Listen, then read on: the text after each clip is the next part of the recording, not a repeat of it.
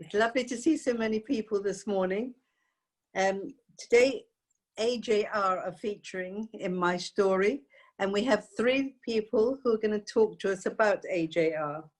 Andrew Kaufman is chair of AJR, and he'll be telling us something about the beginnings, I think, of AJR. Then the CEO is Michael Newman. And then we have Bea, who does Refugee Voices. She's the director of Refugee Voices. And I think he has a short film for us as well. After that, hopefully there'll be time for questions. But first of all, we'll start with Andrew, and you'll all be muted except for Andrew. And then it will be Michael, followed by Bea. Enjoy. Andrew, over to you. Thank you, Gillian. Good morning, everyone. We thought this would be a very appropriate talk at the Schule, given that German refugees were, in fact, the founders of the Schule. So this story is about an organization, and an organization I'm proud to have chaired for nearly 25 years. So I just want to tell you a little bit about the history of the AJR and explain my family's involvement. And then, as Gillian has said, Michael Newman, my chief executive, will bring us up to date as to what we're doing at the moment. Now, we were founded in the summer of 1941. Next year will be our 80th anniversary by German and Austrian refugees. We started off as a self-help organization. We settled in the refugee milieu of the Finchley Road, which we know at the AJR as Finchley Straße. And we remained there until early on in the 21st century, when we moved, first of all, to Stanmore, and now we are in Finchley Central. At the moment, we have just under 2,000 members. About 2/3 of these are first generation, and 1/3 second generation, and actually also third generation. Michael is in fact a third generation member. Currently we have around 50 employees, and we are a national organization. But let's go back to the beginning.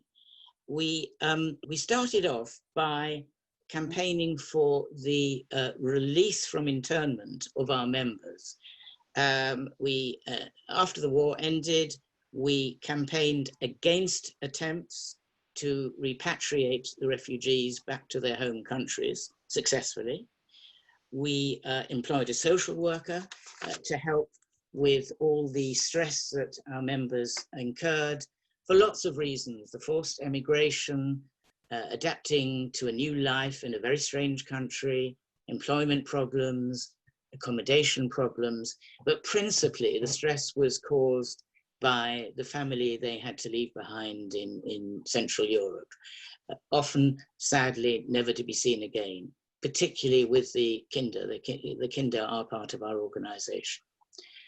And again, after the war, we dealt with many compensation claims, which the Germans called Wiedergutmachung, literally means making good again, a somewhat ironic name, I always thought. We had an employment agency, we had a big social services department, but basically we helped our members get on with their new lives. Then in later years, we helped members settle into residential care homes. In those days, in the 60s, 70s, 80s, they often went in as early as in their 60s, and very often were in the homes in Bishop's Avenue. We didn't own these homes, but we helped to run them. And then finally, we had a day centre in Cleve Road in West Hampstead for over 20 years, which was latterly run by my wife, Susie. So why did I get involved? Well, I think to understand this, you have to understand my background and go back to my grandfather, Leo Kaufman. Now, Leo was born in Mannheim in southern Germany on the 1st of July, 1879. He started off in the family tobacco trading business. Then he went to Hamburg, where he became a coffee trader. But he looked over the waters to London. Hamburg was a very Anglophile city. And he decided in 1907 made the fateful decision to go to London to set up his grain and pulses business in the city of London. 5 years later, in 1912, he married my grandmother, Ilse Flechtheim, in Düsseldorf, the first Rhineland connection here. And by the way, Ilse's cousin, Alfred Flechtheim, was and became the most famous art dealer in Germany. He brought Picasso, Braque, Ferdinand Léger to the public's attention. Anyway, back to my grandfather. And my father, then called Erich, latterly Eric, was in fact born in London, in West Hampstead, on the 24th of March, 1913. And what happened a year later? Well, the First World War broke out. And shortly after that, on the 7th of May, 1915, the Lusitania was torpedoed and sunk by the Germans. Then immediately, all enemy aliens were interned on the Isle of Man, mostly Germans and Italians, including my grandfather. My father always told me the story that when he and his parents went on holidays in Germany and Italy, my grandfather was always greeted very fondly by Italian waiters with whom he'd been interned. He had a very comfortable internment, my grandfather. He had his own tent and his own Batman, and he remained there throughout the war. But in 1917, maybe the beginning of 1918, my father and my grandmother were exchanged by the Quakers for British prisoners of war. There was a very dramatic exchange of boats in the middle of the channel. They had to jump from one boat to another. I always compared it to spies being exchanged across the Glienicke Bridge in Berlin. And they first of all went to a spa town near Hanover called Bad Pyrmont, where my great-grandmother lived in a hotel. They arrived there, and my father was age 4, was chattering away in English, and 24 hours later, they were thrown out of the hotel as British spies. So they then journeyed to Berlin, where they stayed for about 2 years, latterly joined by my grandfather, and then eventually they settled in the Rhineland in Düsseldorf, and as with Michael and Bear's family. My father went to school in Düsseldorf. He was very happy there. It was a very liberal school. There were 5 Jewish boys out of about 30 in his class. He told me he never encountered any anti-Semitism there, and indeed he made lifelong friends, and not with the Jewish boys, with the non-Jewish boys. My dad was bar mitzvah in Düsseldorf, and he told me the story when the rabbi, the famous Dr. Eschenbacher, told my grandfather, "Your son did really very well. In fact, he did better than Moses." So my grandfather was really pleased by that, till he found out that the other boy who was bar mitzvah the same day was called Moses.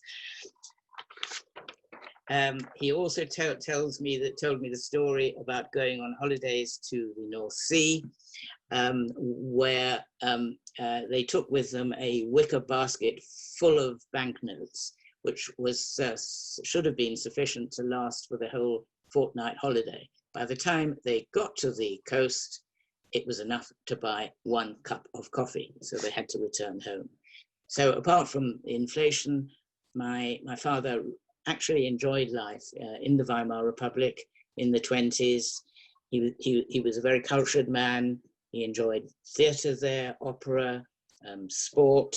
He was a good runner, not as fast as his cousin. His cousin was Alex Nathan, who was known as the fastest Jew in Germany. He held the 4x100 meter world record. And it was all hunky-dory until January 1933, when everything changed. My father had read Mein Kampf he was a very clever man. He had foresight. He knew what was going to happen. A couple of months later, he was beaten up by a couple of Nazi thugs in a park. And then in July 33, he left with his mother to live in London. And of course, he had a UK passport, so it was really easy for him to get into the country. They settled in Frognall at first, and my father went to work with commodity traders in the city. And they were joined a year later by my grandfather Leo, who recommenced his pulses business, joined then by my father. Now, another story, in 1935, my father wrote a 7-page letter to a school friend. My father was always writing letters.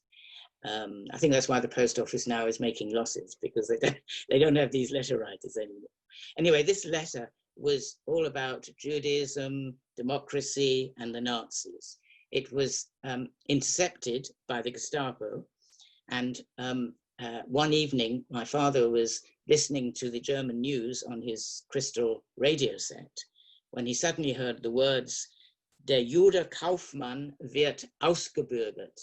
The Jew Kaufman will be denaturalized. He actually heard it on the radio. He joined the 33 Club at West London Synagogue, where he met my mother Gerda. She came to the UK age 17 in 1935 from Berlin on a domestic visa, as many did. They married here in London in 1942. During the war, my father was a fireman, and in fact, he saw his own office in the city destroyed by German bombs in the Blitz. And their son, Andrew, me, was born after the war in 1946. And then my father, Eric, and his father and younger brother carried on their pulse business in the city. My grandfather passed away in 1965, and my father eventually retired in 1987. So he had a very busy 22 years of retirement, traveling widely, cultural interests, theatre, music, books, art, till he died, typically age 96, in the West End on his way to see Warhorse. I always thought that although my father had a very fulfilled life, it was the typical tragedy of a refugee. I think he would have been a renowned university professor had he stayed in Germany. We always said in the family, we didn't need Google. We had Opie, my father. He answered every single question. So a little about my life. I'm an only child, which was very common amongst refugees. My parents settled in Pinner. I think we were the only Jewish family there in those days. I went to Merchant Taylor's School. I was always involved with Germany. I studied German at school, did A-level there. I had a very successful exchange with a boy from Düsseldorf. I spent my gap year in Frankfurt in an office. By the time I returned, I was more or less fluent in German. I read law at Oxford, became a solicitor. I always said that the lady I was going to marry would have to know what pumpernickel was and also be able to spell the word. And indeed, that happened. I finally found Susie, also from refugee stock. Her parents both came from Bamberg. We married in 1973. We have two lovely children, 4 wonderful grandchildren, and between Susie and I and the 2 kids, we do not have a milliliter of English blood. Anyway, back to my career. My first day at my law firm as an article clerk, as we were known in those days, I met a gentleman called Hans Marcus. He was a refugee lawyer from Hamburg, and together we built up what I believe was the finest Anglo-German practice in the UK. using my German, advising German, Austrian, and Swiss companies on their business in the UK. I spent a lot of time in Germany. We had offices in Frankfurt and Hamburg. We have many German friends, both lawyers. So I never hid the fact that I was Jewish. I never encountered any anti-Semitism at all. I always remember that I instructed a German lawyer who I didn't know to do some work for a Jewish client. And at the end, he refused to send me a bill. He said, I never bill my Jewish clients. So that's how it was very often. And they became very good friends. I worked with a leading accountancy firm who were in the same field called Blick Rosenberg. And the senior partner, Helmut Rosenberg, another refugee, told me when I was about 40, he said, it's time that you do some charity work. So he introduced me to the AJR. I joined the committee in 1987, so amazingly 33 years ago. And I became chairman in June 1996. I think I've dedicated my work at the AJR to professionalizing the organization, which is now a truly national organization. So I think you've heard probably enough from me, and I'd like to pass over to Michael Newman, my chief executive. Michael himself has been at the AJR for nearly 20 years, and he will bring you now up to date as to what we're doing. Thank you. Thank you, Andrew. Fascinating. Thank you, Andrew, and thank you, Gillian, and thank you to South Hampstead for hosting this event today and for inviting us all to give you a bit of profile about the organisation. It's nice to see a few members on my screen as well. And just looking at the news this morning that government's determined to make over 75s pay for the TV licence. I think this youngish, free-streamed event is a sort of the way forward. That the Zoom has really helped us connect and stay in touch with many of our members. So just to finish off Andrew's talk, he just asked me to show a couple of pictures. So hopefully this works. Can you see that, or is that just a blank screen? No? Okay, hang on. Let's try another one.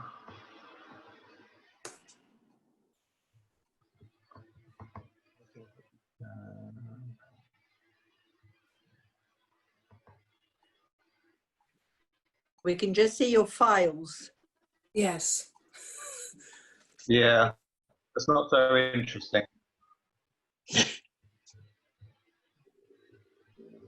I think you just need to double click on the picture and it'll come up.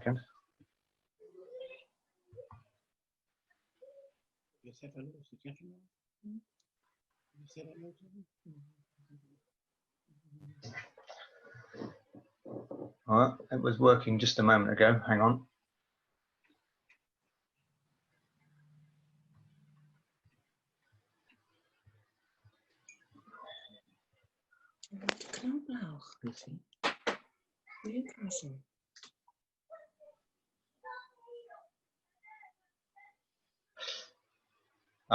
No, I can't seem to get it to work at the moment, but I'll persevere, and if I can get it as I'm going along, I'll come back to them. So, as Andrew mentioned, there is a curious parallel with his own story in that my grandmother, who was also one of the refugees who came to Britain, also hailed from the Rhineland, but from Cologne. And she was in a category of people that is less talked about now, which was a domestic. She managed to escape on a domestic visa. And it's estimated that something like 25,000 domestics came to Britain. It was one of the main ways of escaping, alongside, of course, the Kindertransport and other refugees. And they were one of the categories of people that formed the membership of the AJR. And by fate, her story is that she escaped and arrived in Britain on the 31st of August, 1939. So growing up, I was told the story of her fleeing on what was the last boat from Germany, and obviously it's transpired that that was the case. Her family story starts more in the east, though, because she was actually born in what's today Ukraine, a small town outside of Lviv, just inside the borders of what was the Austro-Hungarian Empire. And so when you come today to talking about heritage and identity, you bump into the sort of arbitrariness of the border changes, because where she was born today is now Ukraine. It was then Poland, part of Austro-Hungary, but her birth certificate is written in Germany. And perhaps because of that German connection, the family decided to relocate to Germany around the time of the First World War. I've got the Kesslers down at 6 o'clock. Yeah, around the time of the First World War, and she, although she was born in what was then this town called Ruska, her brother was born in 1917, was born in Cologne. And then, I guess similar to Andrew's story, the family lived there in the 20s and 30s at the time of Weimar, and then of course the time of the economic collapse, late 20s, early 30s, and then the advent of Nazism in the early 1930s. And then similarly, with a legal background, she worked as a legal secretary, my grandmother, and perhaps that helped her find work across different roles in the city. Her brother was bar mitzvah in Cologne, but then when she came to Britain, tragically, her parents and then brother were subsequently murdered. Her father was deported to Buchenwald. Her mother was taken first to the Lodz ghetto and then to Chelmno, and her brother just disappeared, and we have no idea to date what his fate was. One of the pictures I was trying to show you was of someone who we think might be him, and it's one of these sort of tragedies of the story, the disconnection of the Holocaust refugees, that we're not sure even if we have a photo of him or what he looks like. But as is the way in Jewish tradition, are named after him, so that there's some continuity. My grandmother, I think, found life in Britain very difficult and struggled to adapt. I think it's a similar story to a lot of the refugees. And I think, and as Andrew said earlier, my father's also an only child, also not too dissimilar. And so this generation of people grew up post-war, often without grandparents, and often with this kind of dual status in society, partly this continental heritage, but of course in a country that had defeated their country of birth, country of origin in the war, and their place in society was difficult to adapt to and difficult to make progress. And then in latter life, she never spoke about her experiences, and so everything that we've learned is bits and pieces that I've pieced together from what we've come to learn is this box of papers. So the refugees tended to keep at the back of the cupboard or under the bed a box of papers and photographs and documents, and it's from that I've managed to piece together her family story, including a mystery of a changed name. Because one of the things that happened was that the Nazis refused to recognize marriages which had taken place only in the Jewish community and not civilly. So at one point, the family were forced to change their name back to my great-grandfather's mother's maiden name. So that confused us for a while because we couldn't work out the descendancy.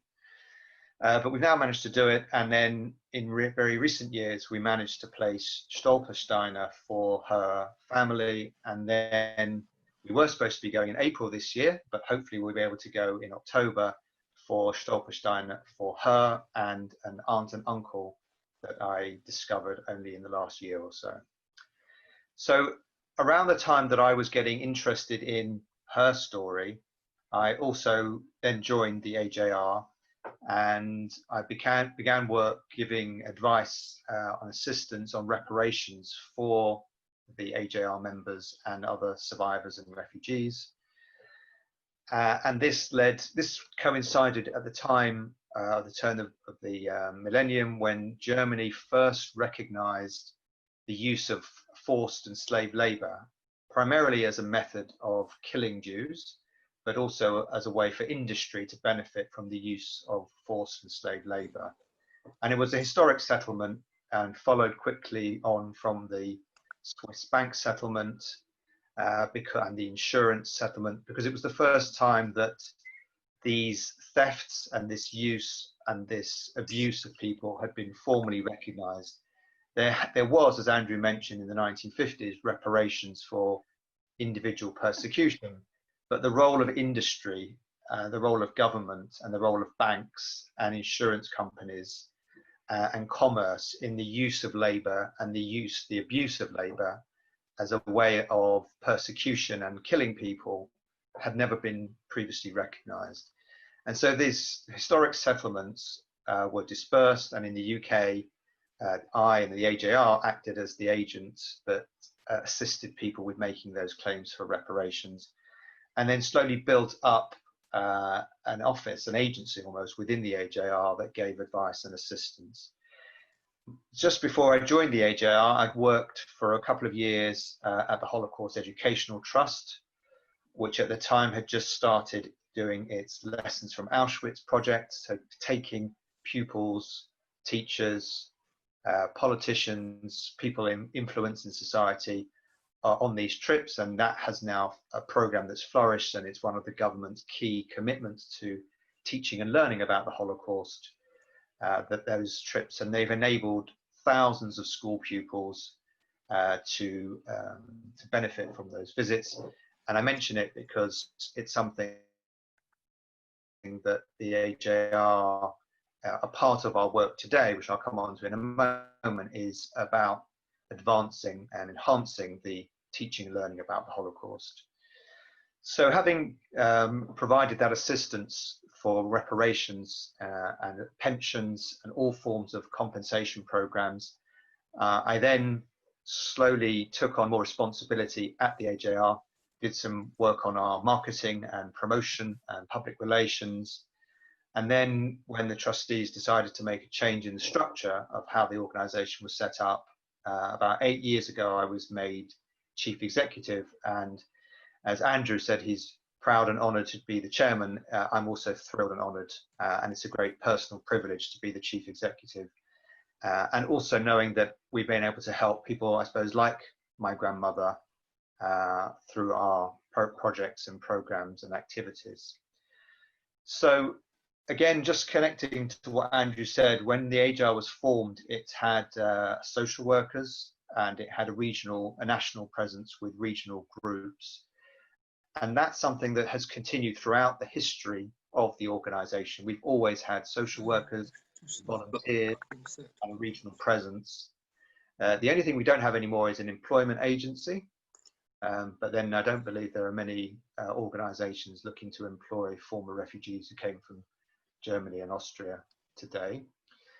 But we do have a whole army of volunteers that supplement our work by providing all kinds of assistance to members, primarily through volunteer befriending. The area of our work that has, I suppose, been greatly, the activities in our work has been hugely impacted these last few months, of course, because of COVID-19.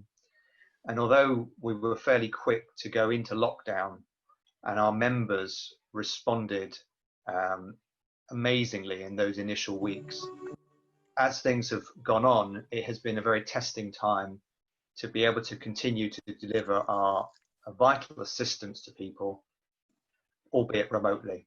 So we've been calling, and we've been Zooming, and we've been writing to people and emailing.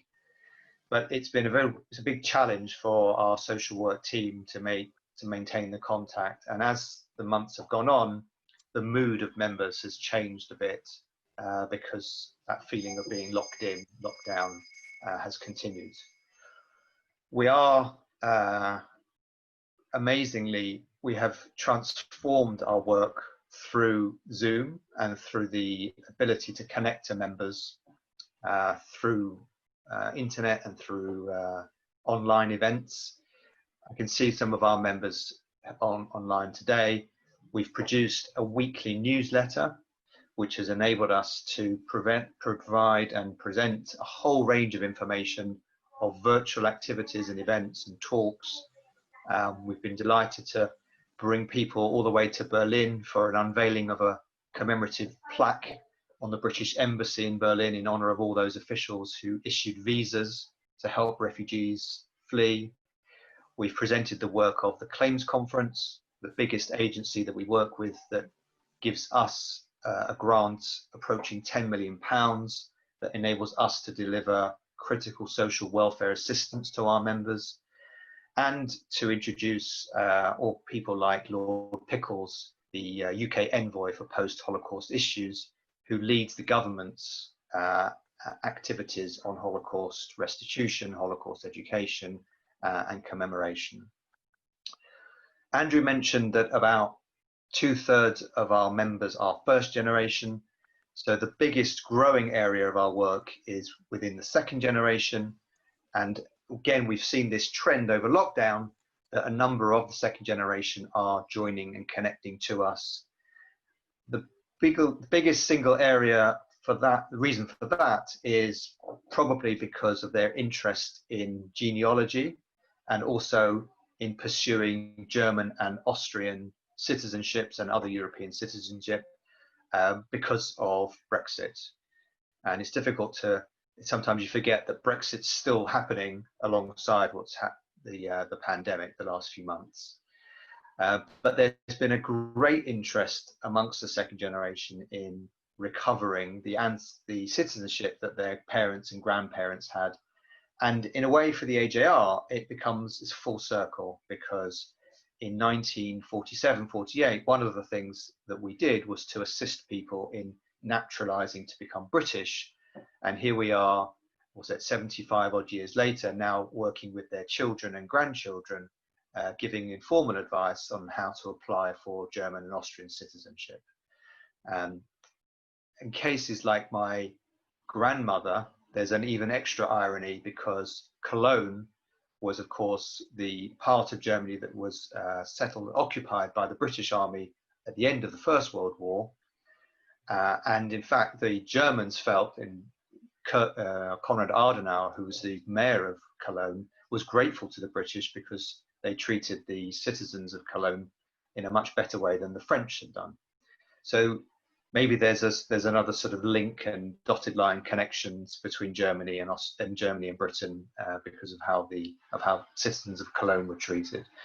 But the second generation continued to join, and actually it's amazingly managed to help increase overall our membership. For the last few years, because of the demographic, the membership was slowly declining. Now we find that the membership is actually increasing because of the joining of the second generation. In addition to that, we are finding that there are some first generation who join because they feel that now is the time that they need the assistance.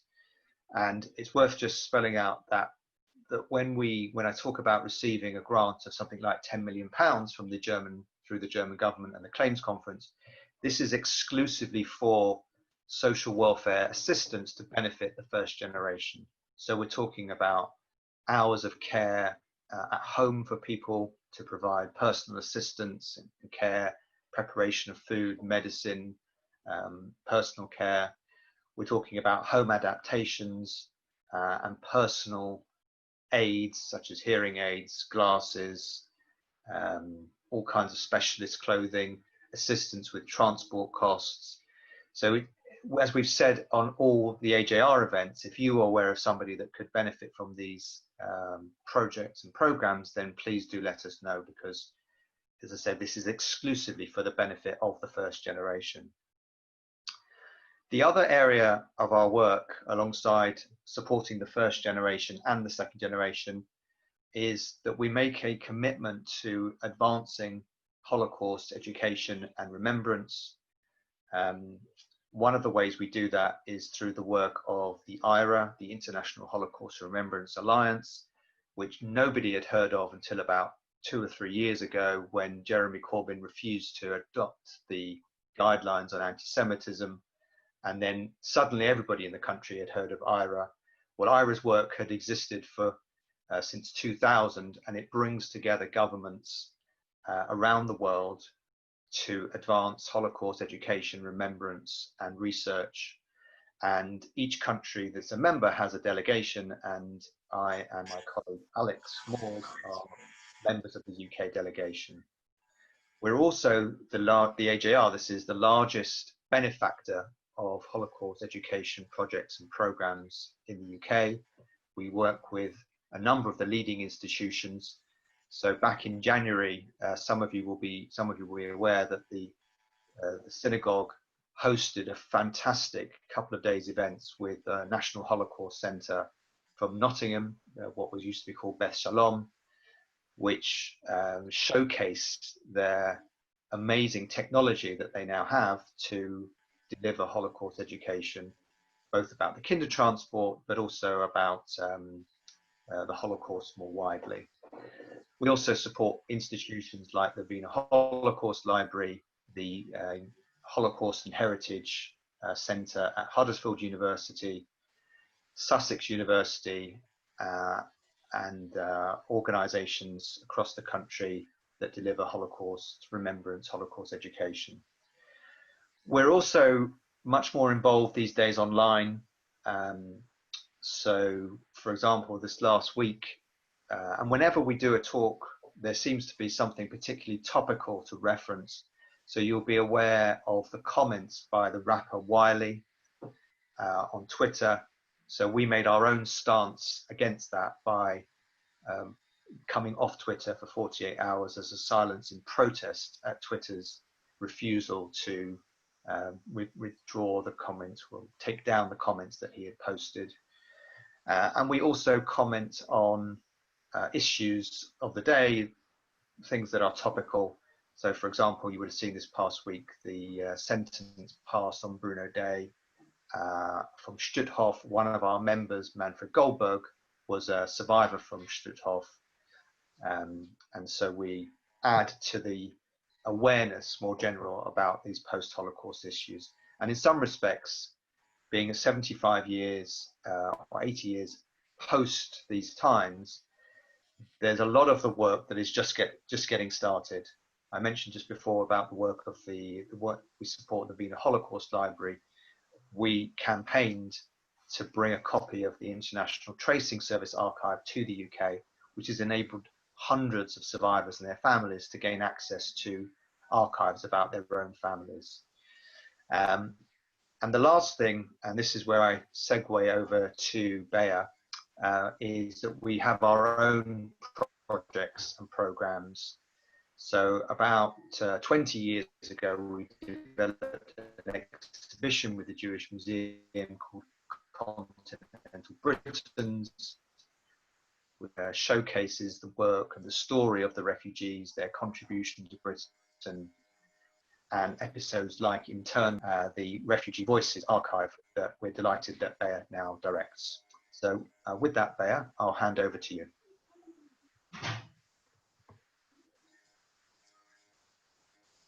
You have to unmute yourself, Yes, Bea. yes. Am I unmuted now? Can you hear me? Yes, perfect. Thank you. Hello, everyone. Good morning.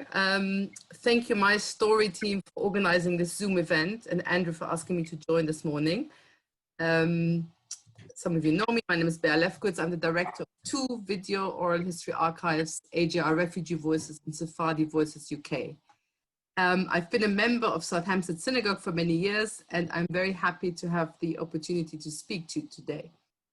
As Andrew and Michael, I'll talk about my own background first, and then proceed to tell you about the AJR's groundbreaking video testimony archive, Refugee Voices, and how it came to existence. I will also talk about how we have responded, Gillian, I can hear you, to the COVID challenge and show you a short film we have produced recently. In contrast to Andrew and Michael, I'll talk a little bit more about myself, because in my own family history, I'm the connection to Germany, because you will see, rather than my parents. So I'll talk a little bit more about myself first. So we have this theme going here. I am from the Rhineland. I grew up in the city of Cologne and share this family background with Michael and Andrew. I went to kindergarten and school and university there and came to the UK, to Cambridge University on an Erasmus scholarship in 1989. Most people would have not suspected that I was different from my fellow pupils at school. I had a very German sounding first name, Beate, and did not look any different from anyone else. But my parents had not been born in Cologne or Germany. They were survivors from Slovakia and Poland. My mother comes from a small Spartan called Pieszczany, and my father from a city called Katowice near Krakow. My father had come to Germany in the late 50s, and my mother joined him in 1964.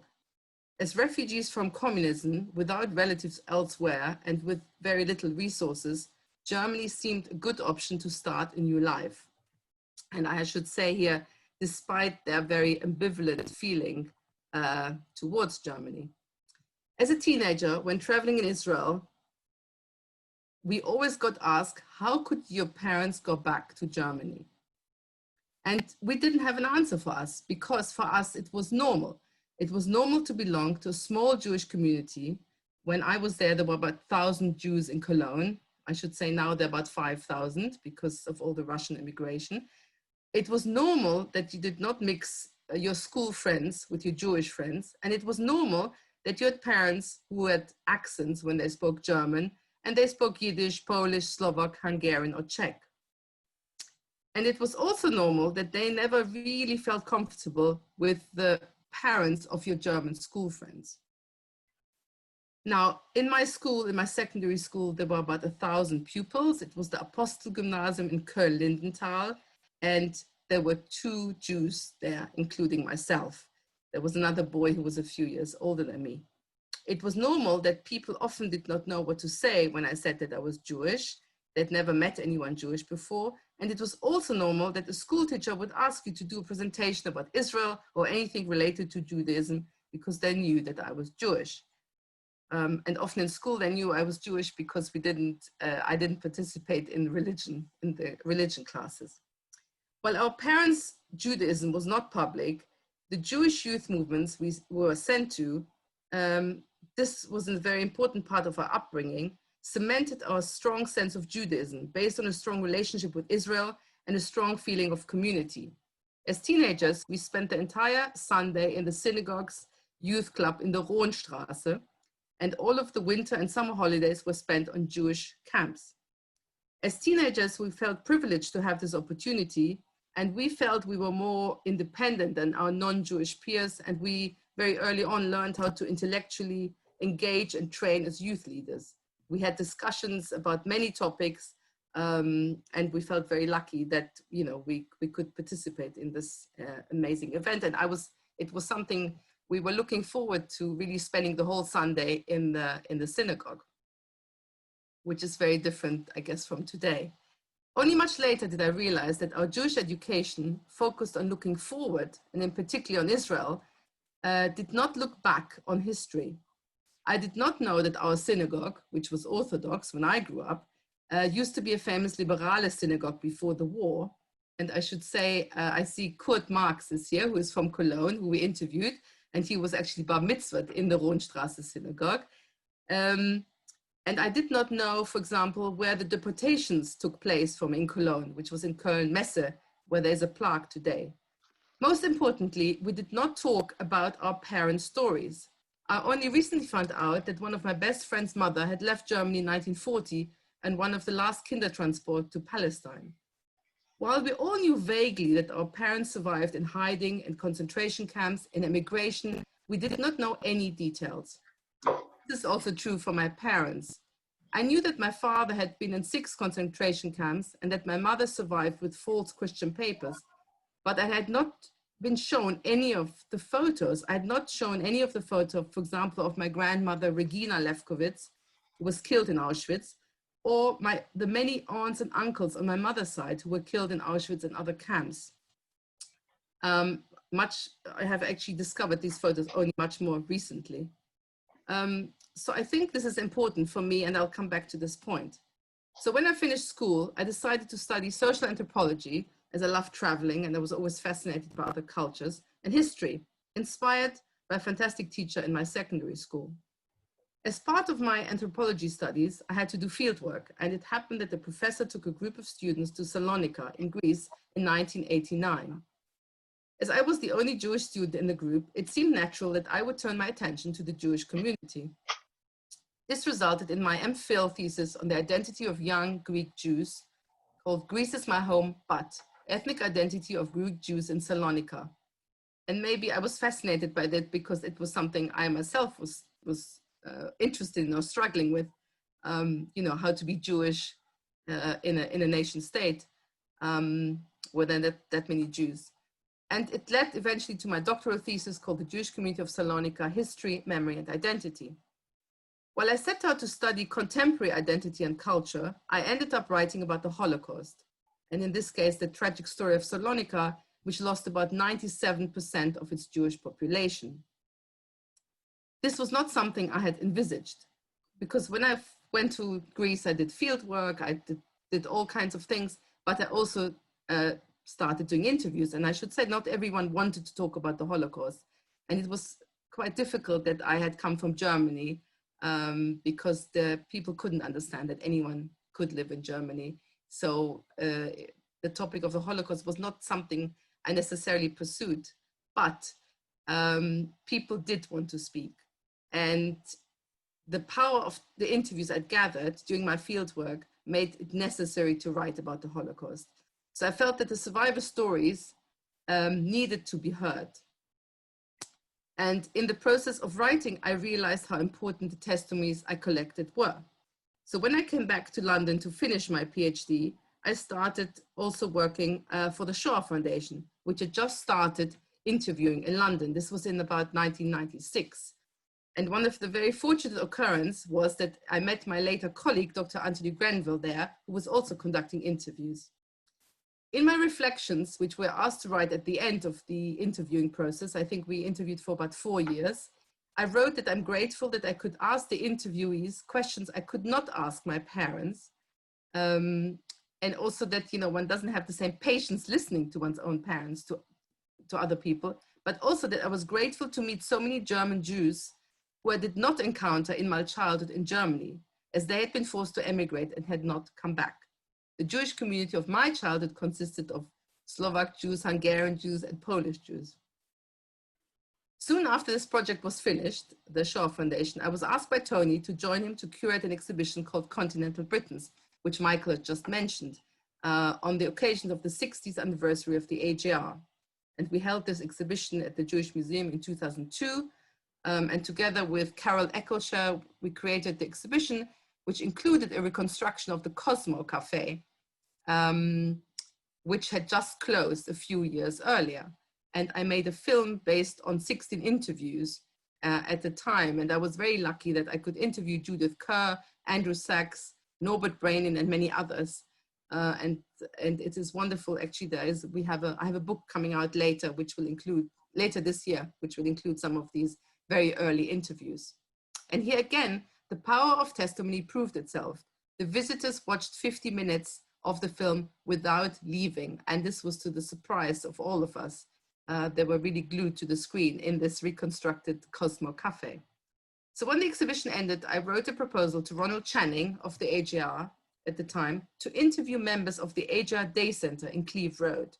He replied and said that we should rather think of a bigger project, which led to a proposal by Tony Grenville and myself, which the AJR accepted, and we're very grateful for their foresight and support ever since. So the AJR Refugee Testimony Archive was born in 2003. And please go to our website for much more information, www.ajrrefugeevoices.org.uk. We're the first British video Holocaust testimony archive, and we have up to date interviewed 254 survivors and refugees.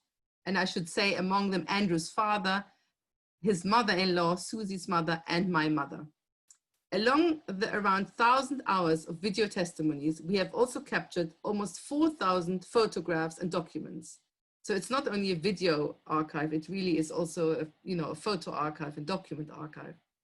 Our oldest interview was born in 1906, Margaret Simmons, who is an aunt of Gabi Glassman.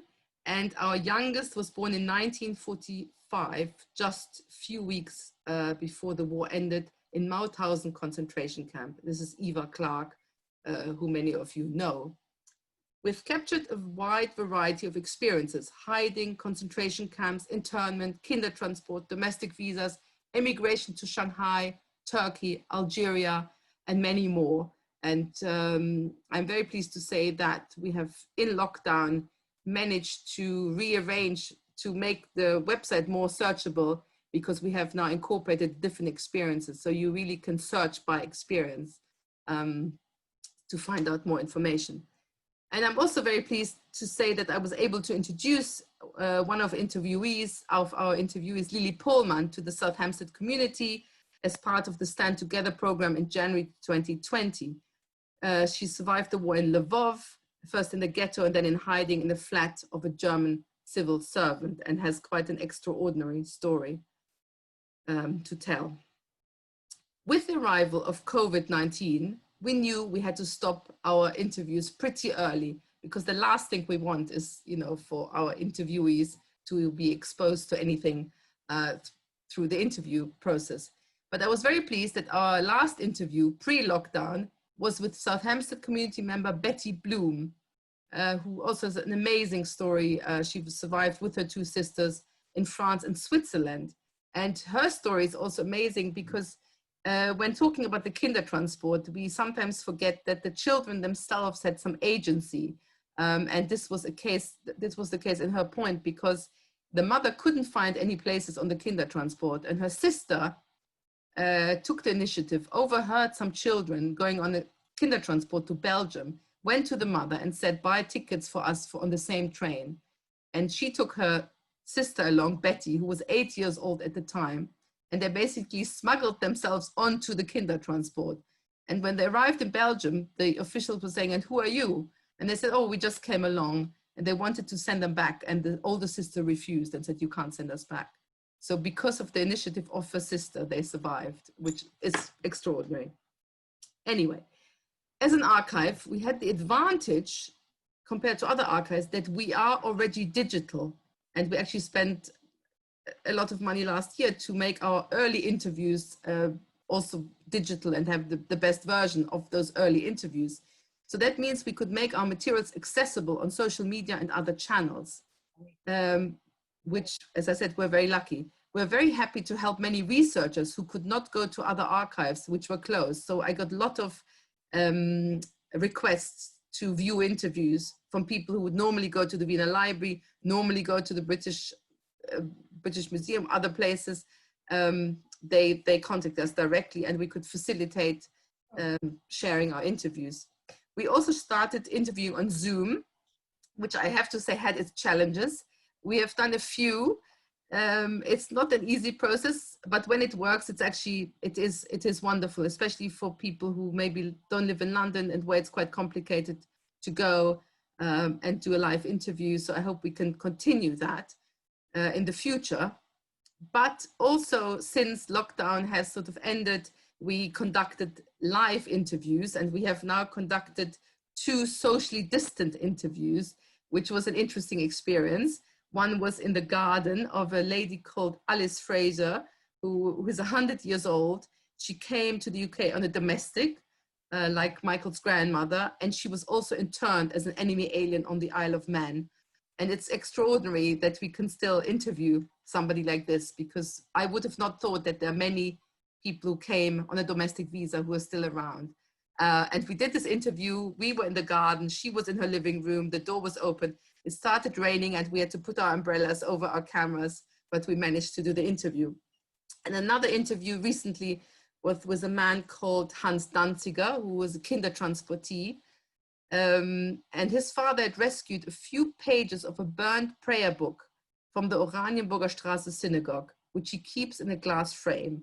And that, we captured that at the end of the interview. We've now filmed these pages and they will be available for perpetuity, and we've shared them on social media. And for me, and I will share them with you in a second, this sort of thing, these pages really epitomize the importance of a project like Refugee Voices. And I'm going to try and share my screen. 1 second. Before I share, I just finish actually. I'll say that, you know, they really epitomize the importance of Refugee Voices, because the burned pages tell the story of Kristallnacht, but they also tell the story of Hans's father, who thought it was important to go to the synagogue on Kristallnacht and collect them. But they also tell the story of Hans Danziger himself, who came on the Kindertransport and who has these pages hanging in his home. And I think it really, the oral histories we've gathered, they provide us with this sort of textured memories that really would otherwise be lost. And having grown up in a Germany with little knowledge about the details of my own parents' survival, but also with little knowledge about the pre-war Jewish life in Germany, I feel very happy that I could sort of apply my second generation. It's called Archival Impulse. And this is a term coined by Marianne Hirsch, who's done a lot of research, and she finds many second generations have this archival impulse. So I'm very happy that I could apply this archival impulse to the creation of the AJR Refugee Voices Archive.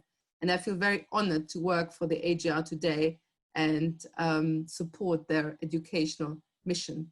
So I'm now going to try and share my screen. Can you see my screen? Yeah? Yes, we can. Yes, we can. We can Okay. see the fragment. So this is what we shared recently on our social media, and it's this is what I mentioned, the fragments of the prayer book. And I think it's such a powerful image, you know, and the idea, these are the pages of the real prayer book. But also I wanted to share just the latest news from our archive. And here Kurt is here with us this morning. You can recognize yourself. There's a wonderful new project by the Board of Deputies called Hidden Treasures, where they're celebrating Jewish archives. And we are very honored that we are partnering with them. And they chose Kurt's document when he arrived on the Kindertransport to be featured on their website. So here it is. So that's just the latest news. You see, the reason is because I haven't changed a bit. No, Kurt, you look exactly the same. And I should just add also, when it was very moving for me to interview Kurt, because he grew up in Cologne, and he grew up 5 minutes from the place where my mother had her, my mother is a dentist, had her practice in Köln-Klettenberg, and Kurt grew up there. So it was just very moving for me to interview you, Kurt.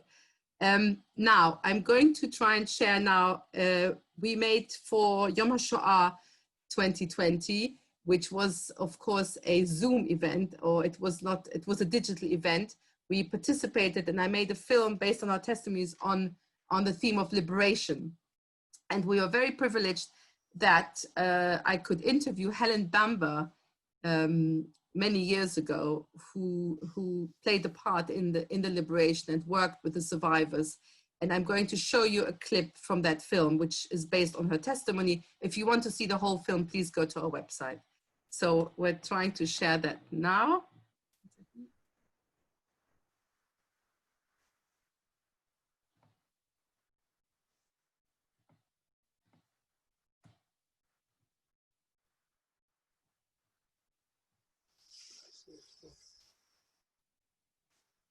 I found that there was an organization called the Jewish Relief Unit that was training people to go to Germany or elsewhere immediately after the war, and I joined. By the time I went to Germany, I was appointed to work with the director of the whole unit, Henry Lanza, and I first went to the headquarters to work with him, and we frequently went to Belsen. And I was taken by a driver to Belsen. And there was already a small team of people under the auspices of Mrs. Henriquez, the wife of Basil Henriquez, where people were already working there. And Camp 1 had been burnt down. I suppose the thing I remembered most when I first looked at Camp 1 was the smell. And it was the smell, and I've never forgotten it, it was the smell of geraniums, like that sweet, dank smell of geraniums, and the mounds of the mass graves, the burials. And then incarcerated in the former SS barracks. And I spent time talking to people, the survivors, in those dark, cold, barracks.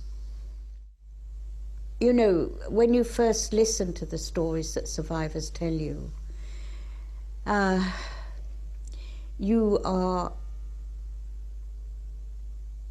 you feel overwhelmed with the enormity of what they're telling you. Mainly the losses of so many people. If my husband had done that, and if he had only listened to me, he wouldn't have been killed. The kind of if quality. That most of the stories were around the if only I'd, when nothing could have saved them, but nothing could have saved them. And you listen to this knowing it. And you felt so helpless. And then I began to feel that I had to make closer contact with them. And I sometimes would hold on to people. We would sit on the floor, and people would hold on to you, and they dug their fingers into your arms. And I found that rocking, as children who were very deprived and unhappy rocking became a kind of mode that we adopted. And we would rock, and they would tell their stories, and I say that it was like a kind of vomit. They would come out like a vomit, the stories, and some were terrible. Story of how one woman lost an eye when she was being whipped, and how the women had to stand round and watch this. Like that kind of story that you heard time and time again. But I began to realize something, and I began to get a sense of agency. I felt that, okay, I am listening to this, and they are wanting me to listen. So perhaps my role is to be their witness and to say to them that that's my role. To say to them the truth. I can't bring those people back. But I can listen, and I can be your witness, and I will be your witness. And I think to those people who were going to die, and there were people who were going to die, and I knew that, I think it was incredibly important. And I've never, people say to me, why is it so important that people's story must be told? But it's absolutely vital that their story is told, and that they know that their story is going to be told.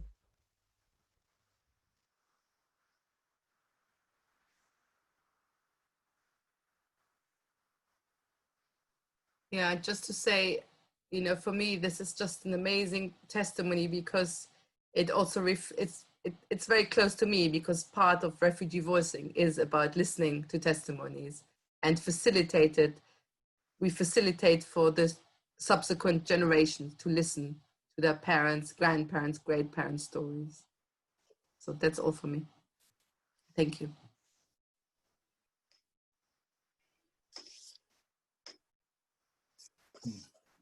Gillian, you're muted.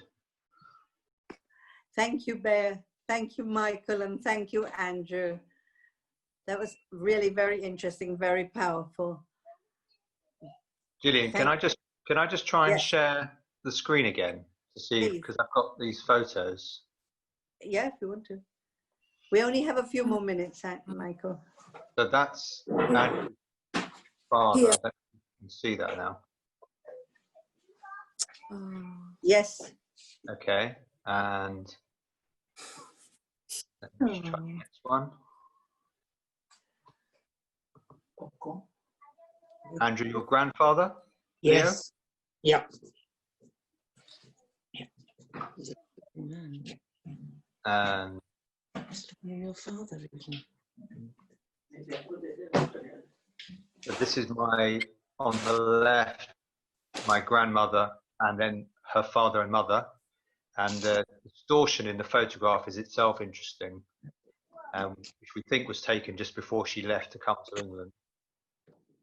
And then the last one is someone who we think was my grandmother's brother, Max, the gentleman I mentioned I was named after. Very alike. But there's no writing on the back of it, so we don't actually know. Difficult to say. And just two other quick things to say. First of all, it occurred to me when Andrew was talking about his grandfather firefighting. Firefighting. My grandfather was also a firefighter in the East End before he was then called up. My English-born grandfather.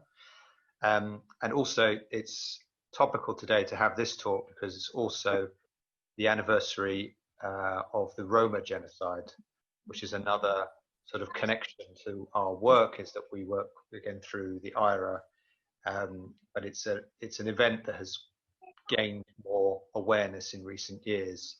We obviously focus on the Holocaust experience and the Jewish refugee experience. It's worth pointing out that today is a significant date in the story of persecution of the Nazis. It's a special anniversary as well today.